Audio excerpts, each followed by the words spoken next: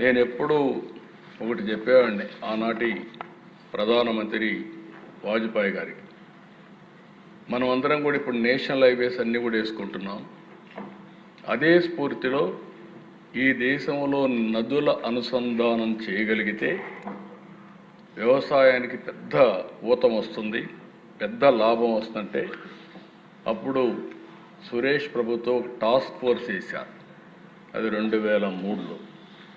అంతలో 2004 ఎన్నికలు రావడం, ఆ ఎన్నికలైన తర్వాత ఎన్డీఏ ఓడిపోవడం, దాంతో ఇప్పటికి కూడా చేసుకోలేకపోతున్నాం. అంటే 25-30 ఏళ్ళైనా ఇంకా మనం చేసుకోలేకపోతున్నాం. ఈరోజు ఈ సభ ద్వారా మీ అందరికీ విజ్ఞప్తి చేసేది, ఇటీవల నేను చాలాసార్లు మాట్లాడినప్పుడు ప్రధానమంత్రి గారు కూడా లేదు, కొన్ని రాష్ట్రాలు ముందు వెనకాలన్నాయి, ఈ విభేదాలు ఉన్నాయి, ఎవరైతే చొరవ తీసుకుంటారో వాళ్ళందరూ ముందుకై వెళ్ళి intra linking of rivers in the state చేయండి. మీరు ఏ రాష్ట్రానికి ఆ రాష్ట్రానికి కంప్లీట్ చేయండి. సరైన సమయంలో గంగా కావేరి నదుల అనుసంధానం కూడా టేకప్ చేయొచ్చని వారు సజెషన్ ఇచ్చారు.